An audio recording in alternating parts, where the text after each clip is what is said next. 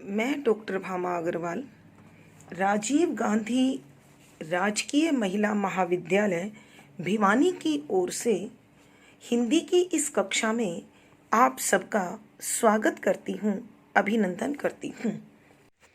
प्यारे बच्चों, आज हम पद संख्या 65 से आगे अध्ययन करने वाले हैं। इस अध्ययन से पूर्व आपको मैं कथा से जोड़ना चाहती हूँ। आपको ध्यान है कि राधा रानी श्री कृष्ण से बिछुड़ने के कारण प्रातःकाल के समय अपने घर में अकेली दुखी बैठी हुई हैं। ऐसे में शीतल सुगंधित हवा घर में प्रवेश करती है और राधा के दुख को कम करने की कोशिश करती है, जो राधा को अच्छा नहीं लगता। वह पवन को बुरा भला कहती है, लेकिन अगले ही पल राधा को स्मरण आता है कि यह पवन तो अत्यंत वेग वाली है और समूचे ब्रह्मांड में घूमती है। तो क्यों ना मैं अपनी विरह दशा का वर्णन इसी के द्वारा मथुरा में श्री कृष्ण के सम्मुख के सामने प्रकट कराऊं, ताकि श्री कृष्ण मेरी पीड़ा को समझकर या तो वापस लौट आएं अथवा यह पवन उनकी कोई अभिन्न वस्तु अपने साथ लाकर मुझे दे दे, जिससे मैं अपने मन को समझा सकूं, तसल्ली दे सकूं। ऐसा विचार कर राधा पवन को मथुरा का मार्ग समझाती है और उस मार्ग में जितने भी जीव जंतु प्राणी वनस्पति मिलने वाले हैं, उनके प्रति पवन का आचार व्यवहार क्या हो, इसे पर्याप्त मात्रा में समझाती है। पवन चाहती है कि वह मार्ग में मिलने वाले प्रत्येक तत्व के प्रति संवेदनशील हो, भावुक हो, उनकी सहयोगी हो और उनको खुशी देने वाली बने।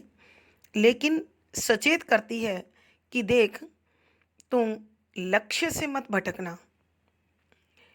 इसी प्रकार का भाव समझाकर मथुरा भेज देती है और मथुरा में उसे क्या मिलने वाला है, उसे वहाँ क्या व्यवहार करना है, उसका वर्णन अब पद संख्या 65 में कर रही है। तो प्यारे बच्चों, पद संख्या 65। जो प्यारे के निकट बजती बीन या वंशिका हो, किमवा कोई मुरज पनवो आदि को हो बजाता, या गाती हो मधुर स्वर से मंडली गायकों की, होने पावे न स्वर लहरी अल्प भी तो विपन्ना। प्रस्तुत पद हिंदी की पाठ्य पुस्तक आधुनिक हिंदी कविता में संकलित द्विवेदी युगीन कवि अयोध्या सिंह उपाध्याय द्वारा रचित महाकाव्य प्रिय प्रवास के छठे सर्ग पवन दूती से लिया गया है। संदर्भ: इसमें राधा रानी पवन को समझा रही है कि जब तू मथुरा में श्री कृष्ण के महल में पहुंचेगी तो देख, तुझे ध्यान रखना है।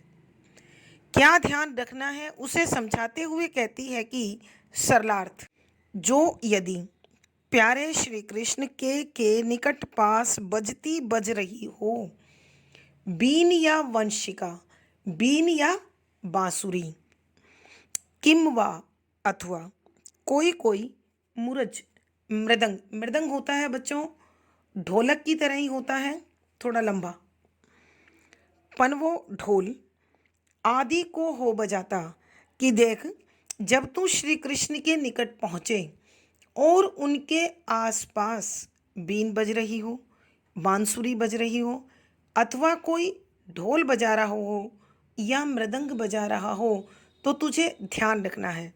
क्या ध्यान रखना है, वो अभी एक बात और समझाकर बताएगी।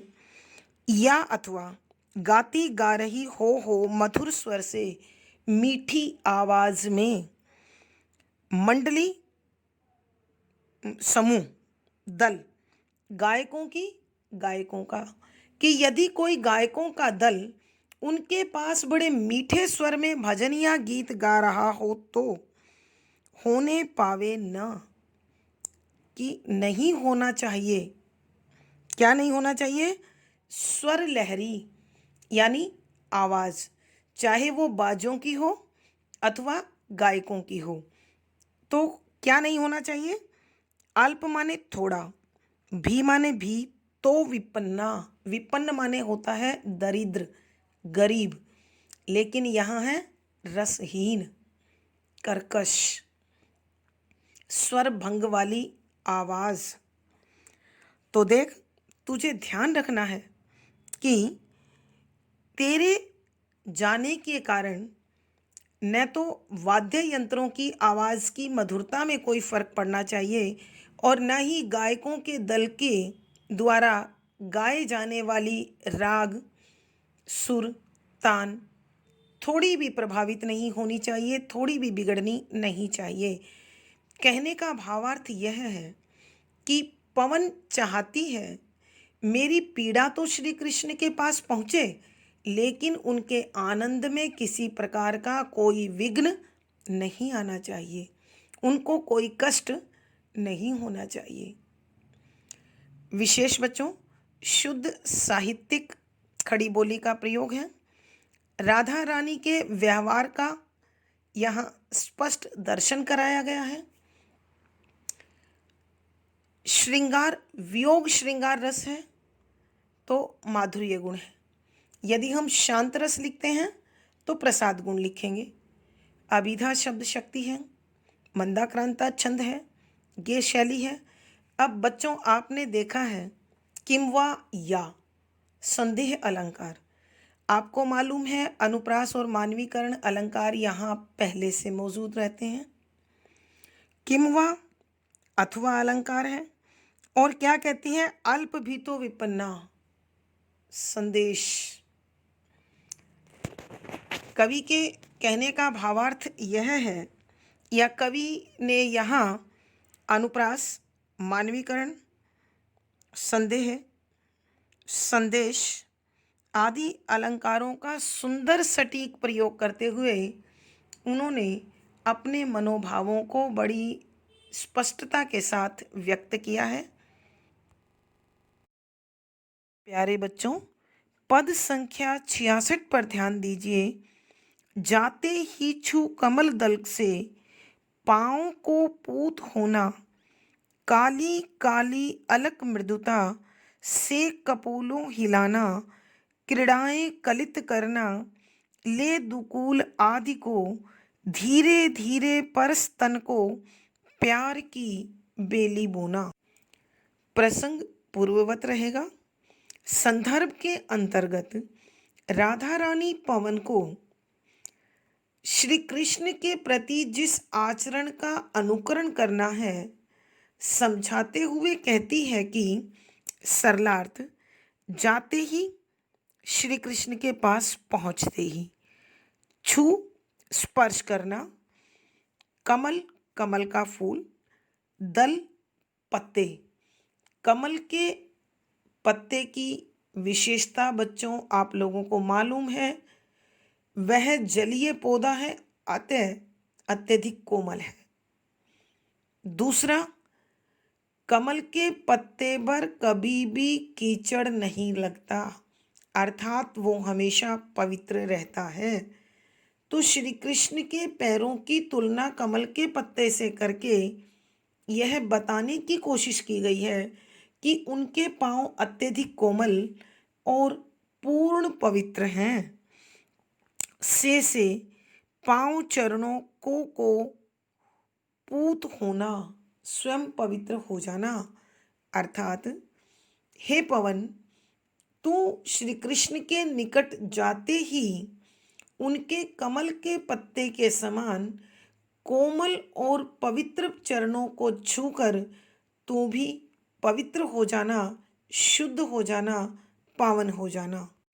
काली काली काले रंग वाली, अलग बालों की लट, मृदुता कोमलता से, कोपोलो हिलाना, गालों पर हिलाना, कि उनकी जो काली काली बालों की लट चेहरे पर लटकी हुई है, गालों पर लटकी हुई है, तू अपने पवन के झोंके से उसे गालों पर झुलाना। क्रीड़ाएं कलित करना, क्रीड़ाएं माने खेल, कलित माने सुंदर, करना माने करना, कैसे करना? ले ग्रहण करके दुकूल आदि को, दू दो, कूल किनारा, आदि को आदि प्रकार से। देखिए बच्चों, हम दुपट्टा जो ओढ़ते हैं उसके दो किनारे होते हैं, तो श्री कृष्ण के गले में भी पीताम्बर वाला दुपट्टा है। तो राधा हवा को समझाते हुए कहती है कि तू श्री कृष्ण के गले में डले हुए दुपट्टे को हिलाकर बड़ी मन भावन क्रीड़ाएं करना, खेल करना, ताकि तुझे भी प्रसन्नता मिले और श्री कृष्ण को भी प्रसन्नता मिले। धीरे धीरे आराम से परस छूना तन को, शरीर को, प्यार की बेली बोना, कि इस प्रकार से उनके शरीर को धीरे से स्पर्श करना कि उन्हें मेरा प्यार स्मरण हो जाए। प्यार की बेली, कि उनके हृदय में प्यार की बेल बो देना, अर्थात मेरे प्रति उनका जो प्यार था वह उनके हृदय में जगा देना, ताकि वो मेरे प्रति भावुक हों, संवेदनशील हों।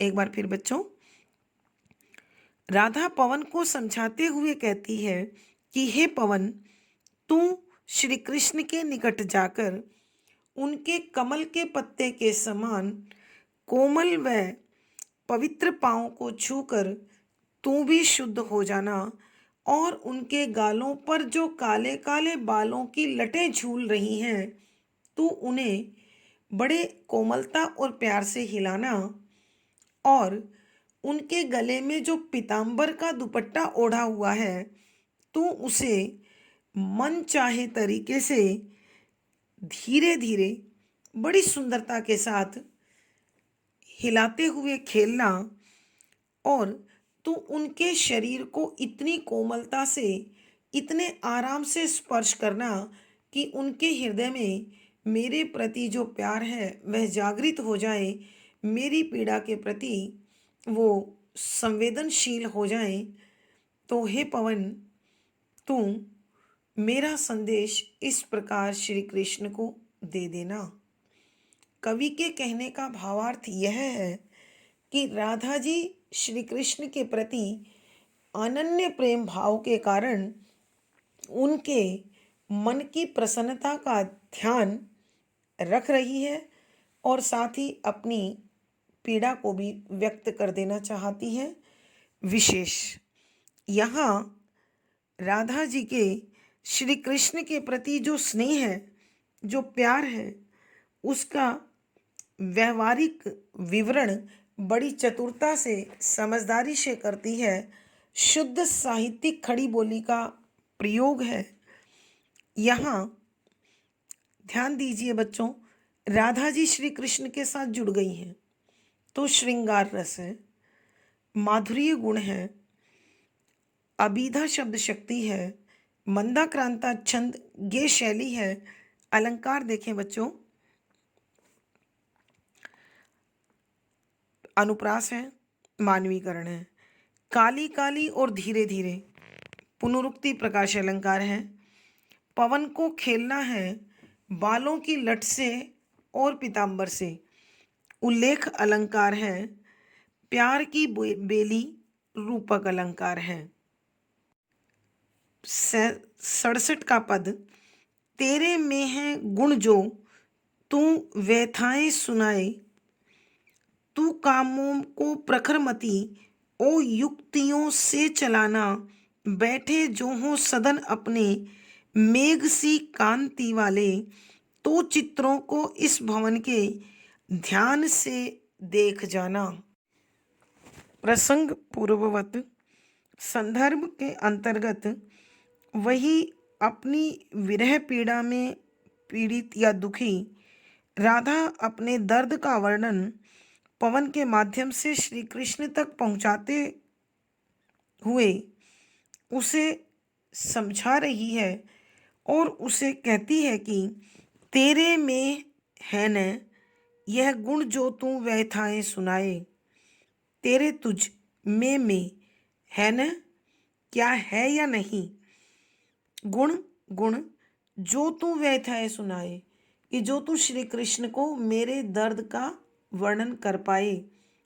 यहाँ श्री कृष्ण के पास अपनी पीड़ा पहुंचाने के लिए जिस पवन का प्रयोग राधा जी ने किया है, राधा जी उसी से प्रश्न कर रही है कि हे पवन बता, क्या तुझ में वो गुण है कि तू श्री कृष्ण के सामने मेरी पीड़ा को, मेरी व्यथा को, मेरे कष्ट को यथावत यानी जैसा है वैसा बता पाए।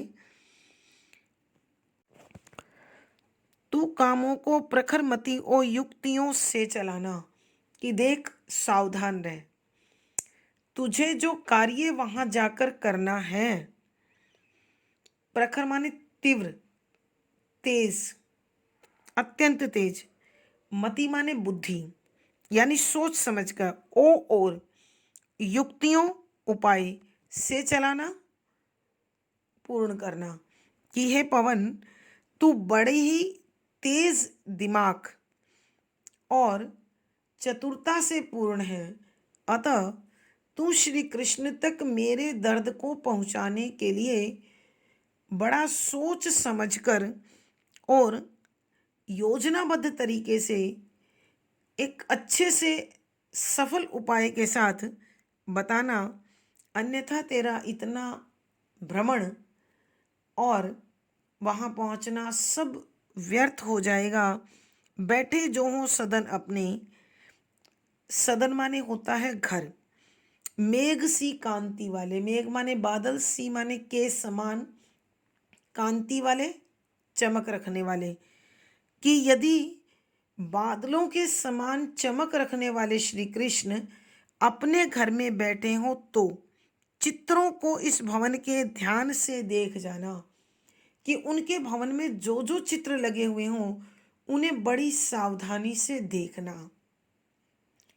यहाँ देखिए बच्चों, एक मनोवैज्ञानिक तथ्य है, जिस व्यक्ति का जैसा रुझान, जैसी विचारधारा, जैसी सोच होती है, उसके घर में उसी प्रकार की रंग रूप की आकृति की वस्तुएं प्राप्त होती हैं।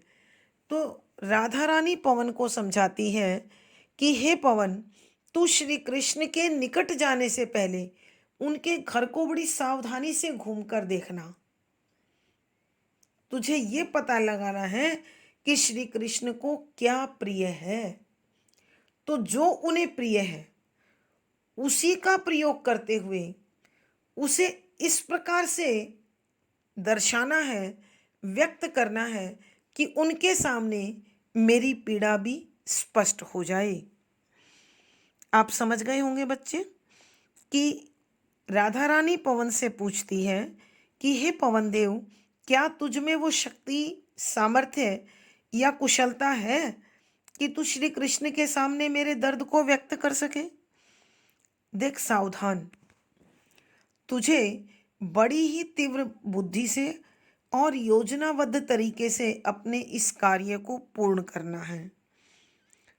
जिस घर में बादलों सी चमक वाले श्री कृष्ण बैठे रहते हैं, तुझे श्री कृष्ण के पास जाने से पहले उनके पूरे घर में लगे चित्रों को बड़ी सावधानी से देखना और समझना है, ताकि श्री कृष्ण की मनस्थिति का तुझे पूरा पूरा ज्ञान हो जाए।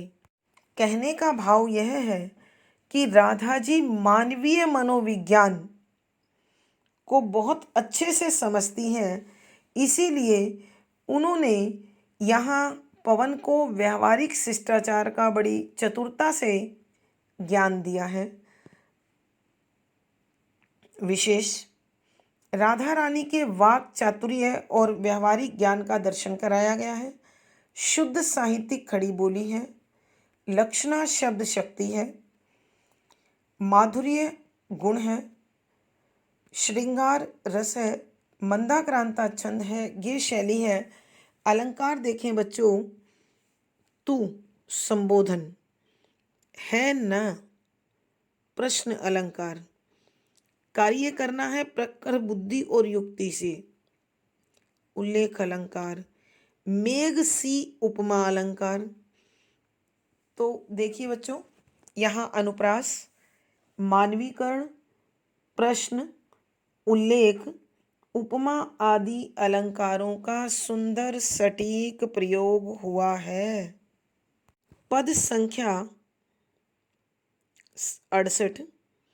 जो चित्रों में विरह विधुरा बाम का चित्र होवे, तो तू जाके निकट उसको भाव से यों हिलाना, प्यारे होके चकित जिससे चित्र की ओर देखें, आशा है यो सूरती उनको हो सकेगी हमारी।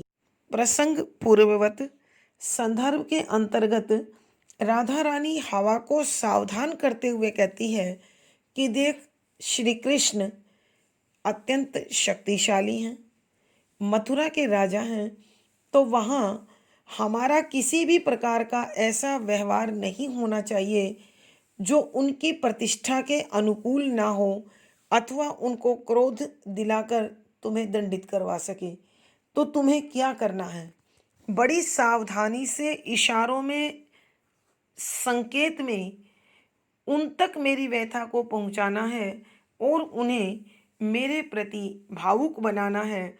ऐसा समझाते हुए राधा पवन से कहती है कि हे पवन, जो चित्रों में विरह विदुरा, कि जो चित्र तू श्री कृष्ण के महल में देखेगी, वहाँ यदि कोई, विरह माने वियोग की पीड़ा, विधुरा माने होती है बिछड़ी हुई या साथी से दूर, कि यदि तुझे श्री कृष्ण के महल के चित्रों में कोई ऐसा चित्र दिखाई दे जिसमें वाम माने स्त्री, कि कोई ऐसी स्त्री का दृश्य हो जो अपने प्रिय से बिछुड़कर विरह में डूबी हुई हो, तो तू जाके निकट उसको, कि ऐसे चित्र के निकट तू चली जाना, भाव से यो हिलाना, और बड़ी भावना से उस चित्र को ऐसे हिलाना जिससे श्री कृष्ण को मेरे प्रति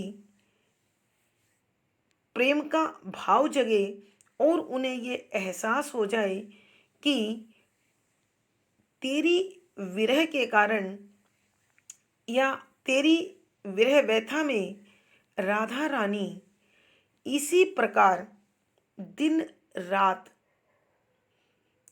कशमकश का झूला झूल रही है, कभी आशा और कभी निराशा, कभी प्रसन्नता और कभी दुख, कभी अपने आप से बातचीत और कभी अत्यधिक मौन।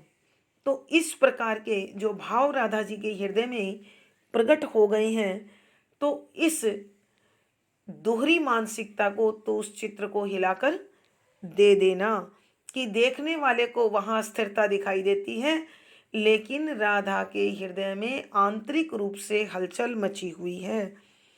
प्यारे होके चकित जिससे, कि जब तू उस तस्वीर को हिलाएगी तो श्री कृष्ण हैरान होकर उस चित्र की ओर देखने लगेंगे।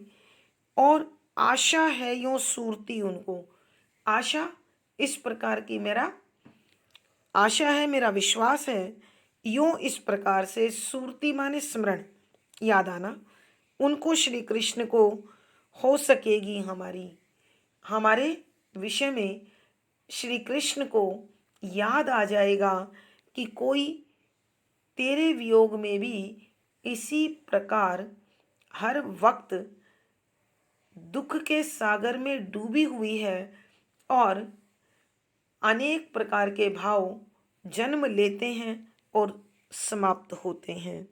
कवि के कहने का भाव यह है कि यहाँ राधा रानी अपने वाक चातुर्य से पवन को युक्तियों से काम लेने के विषय में समझा रही हैं। विशेष इसमें राधा रानी के व्यवहारिक ज्ञान और श्री कृष्ण के प्रति अनन्य भक्ति भाव दिखाई देता है। शुद्ध साहित्यिक खड़ी बोली का प्रयोग है, लक्षणा शब्द शक्ति है, मंदाक्रांता छंद है, ये शैली है। अलंकार देखें बच्चों, विरह विदुरा अनुप्रास अलंकार, तू संबोधन अलंकार और अनुप्रास अलंकार मानवीकरण अलंकार। तो प्यारे बच्चों, इस पद में अनुप्रास, मानवीकरण, रूपक, पदमैत्री आदि अलंकारों का सुंदर सटीक प्रयोग हुआ है। प्यारे बच्चों, आज की कक्षा में बस इतना ही। हम अगर इस वीडियो को ध्यानपूर्वक 2 बार सुन लेंगे तो निश्चित रूप से सारा विषय पूर्णतया आसान हो जाएगा। अगर आपको आ गया हो तो कमेंट बॉक्स में मुझे लिखकर बताएं। वीडियो को लाइक करें, शेयर करें और चैनल सब्सक्राइब करें। बच्चों, आपका जीवन सुखमय हो, मंगलमय हो।